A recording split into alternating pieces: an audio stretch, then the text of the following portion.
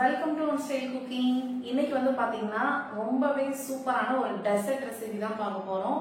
இப்போ ரீசன்ட் ட்ரெண்டிங்ல உள்ள டெசர்ட்னா இதுதான். ஒரு சூப்பரான திராமிசு ரெசிபி, அதுவுமே எக்லெஸ்ல பேக்கிங் எதுவுமே பண்ணாம சிம்பிளா நம்ம ரெடி பண்ணிடலாம். ரொம்ப சூப்பரா இருக்கும். அது மட்டும் இல்லாம நம்ம வந்து ஸ்ட்ராபெரி ஃபிளேவர்ல பண்ண போறோம். ஸோ ஸ்ட்ராபெரி திராமிசு எப்படி பண்ணலாங்கிறத வாங்க வீடியோல போய் பார்க்கலாம். இப்ப இந்த ஸ்ட்ராபெரி திராமிசு பண்றதுக்கு ரொம்பவே சிம்பிளான இன்கிரீடியன்ட் தான். இதுக்கு முக்கியமான இன்கிரீடியன்டே இதுதான். இது வந்து பாத்தீங்கன்னா லேடி ஃபிங்கர், அந்த இட்டாலியன் ஸ்டைல்ல பண்ணிருப்பாங்க. நிறைய ஷாப்ல அவைலபிளா இருக்கும். நீங்க டைரக்டா ஷாப்லயே வாங்கிக்கலாம். இது வந்து பாத்தீங்கன்னா மாஸ்கோபோன் சீஸ். நார்மலா நம்ம யூஸ் பண்ற சீஸை விட இது வந்து நம்ம வீட்லயும் கூட ரெடி பண்ணலாம். கிரீம் வச்சு வினிகர் மட்டும் வச்சு நம்ம ரெடி பண்ணலாம். ஸோ நான் வந்து ஷாப்லயே ரெடிமேடா வாங்கிட்டேன். 200 கிராம் எடுத்திருக்கேன். இது போக விப்பிங் கிரீம் ஏதாவது ஒரு பிராண்ட்ல ஒரு 200 ml எடுத்திருக்கேன். ஒரு ஃபிளேவருக்காக இப்போ நீங்க நார்மல் கிளாசிக் ஃபிளேவர் பண்ணீங்கன்னா நீங்க வந்து வெனிலா எசன்ஸ் கூட ஆட் பண்ணலாம். நான் வந்து ஸ்ட்ராபெரி பண்றதுனால ரோஸ் சிரப் மட்டும் லைட்டா ஒரு ஃபிளேவருக்காக ஆட் பண்ண போறேன். இதோடவே ஸ்ட்ராபெரி கிரஷ் எடுத்துக்கோங்க.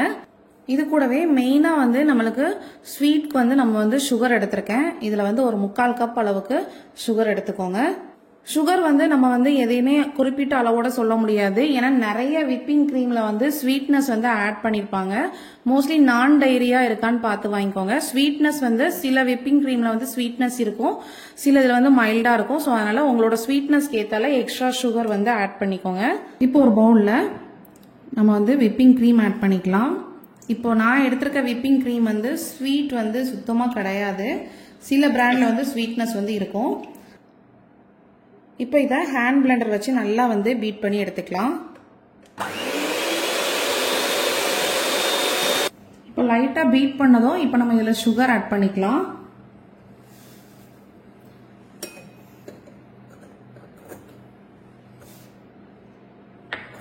நல்லா மிக்ஸ் பண்ணிட்டு ஆட் பண்ணிக்கோங்க. நீங்க இதுல பவுடர் சுகரா கூட ஆட் பண்ணிக்கலாம்.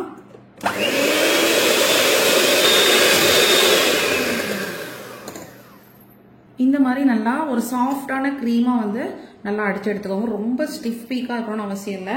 இப்போ இதுல நம்ம எடுத்து வச்சிருந்த மாஸ்கோபோன் சீஸ் வந்து ஆட் பண்ணிக்கலாம். இதையும் சேர்த்து நல்லா அடிச்சுக்கலாம்.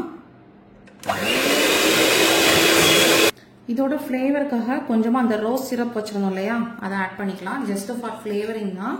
அது இல்லைன்னா நீங்க வெனிலா எசன்ஸ் கூட ஆட் பண்ணிக்கலாம். இதையும் சேர்த்து நல்லா பீட் பண்ணி எடுத்துக்கோங்க. ஸ்வீட்னஸ் வந்து நம்ம அந்த சீஸ்க்கும் சேர்த்து தான் வந்து ஆட் பண்ண போறோம். ஸோ அதனால ஸ்வீட்னஸ் வந்து செக் பண்ணிக்கோங்க. இப்போ ஒரு பிளேட்ல வந்து கொஞ்சம் ஒரு அகலமான பிளேட்டா எடுத்துக்கோங்க. அதுல வந்து கொஞ்சம் ஸ்ட்ராபெரி கிரஷ் வந்து ஆட் பண்ணிருக்கேன். நீங்க ஸ்ட்ராபெரி கிரஷ் இல்லை அப்படின்னா ஸ்ட்ராபெரி ஜாமோ இல்லை வேற ஏதாவது ஃபிளேவர்ஸ் நீங்க எடுக்கணும்னா எடுத்துக்கலாம். இப்போ இதுல கொஞ்சமா தண்ணி சேர்த்து நல்லா வந்து மிக்ஸ் பண்ணிக்கலாம். கொஞ்சம் லிக்யூட் கன்சிஸ்டன்சிக்கு வேணும்.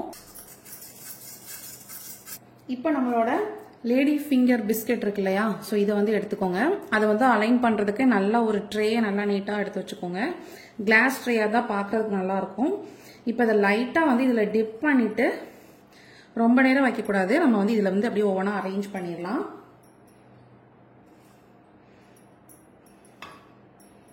அப்படியே லைனாக அப்படியே வரிசையாக ஃபுல்லாக வந்து போட்டார மாதிரி வச்சுக்கலாம்.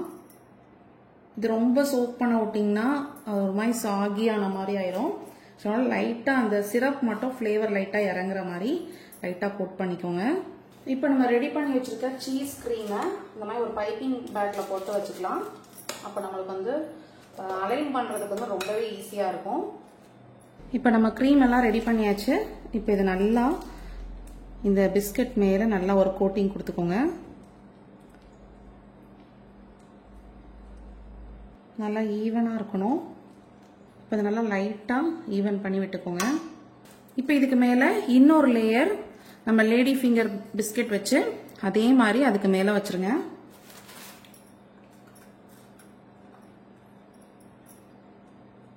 இப்போ இந்த மாதிரி 2 லேயராக நல்லா செட் பண்ணி எடுத்தாச்சு. இதுக்கு மேலே நம்மளோட க்ரீம் ஃபில்லிங்கை வச்சிடலாம். இப்போ அதை நல்லா ஈவன் பண்ணி விட்டுக்கோங்க.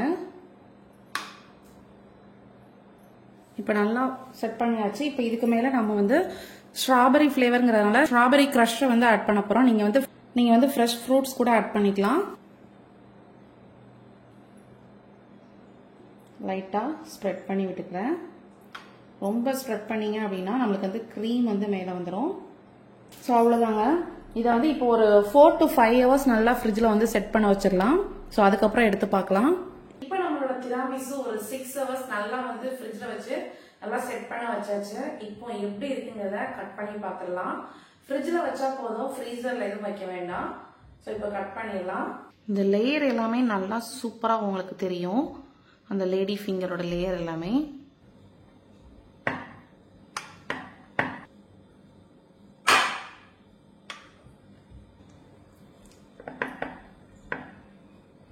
சூப்பராக கட் பண்ணி எடுத்தாச்சு. இதோட லேயர்ஸ் பாருங்க எவ்வளோ அழகா சூப்பராக க்ரீம் எல்லாமே எவ்வளோ அழகா இருக்குன்னு, ரொம்ப நல்லா இருக்கும். அதோட டெக்ஸ்சர் பார்த்துடலாம் பாருங்க, நல்லா சோக்காகி சூப்பராக இருக்கு, ரொம்ப சூப்பராக இருக்கு. நல்ல சாஃப்டாக கட் ஆகுது, அந்த க்ரீமோட சாப்பிட்றதுக்கு அவ்வளோ நல்லா இருக்கு. ஸ்ட்ராபெரி அந்த ஃப்ரெஷ்ஷோட சாப்பிட்றதுக்கு ரொம்ப அல்டிமேட்டாக இருக்கு. ஸோ கண்டிப்பாக நீங்களும் அந்த ரெசிபி வீட்டில் ட்ரை பண்ணி பாருங்க. மறக்காம லைக், ஷேர், சப்ஸ்கிரைப் பண்ணுங்க. இந்த வீடியோ பற்றின கமெண்ட் செய்யும் கமெண்ட் பாக்ஸில் தெரிவிங்க. நெக்ஸ்ட் ஒரு சூப்பரான இன்ட்ரெஸ்டிங்கான வீடியோவை மீட் பண்ணுறேன். தேங்க்யூ, பாய்.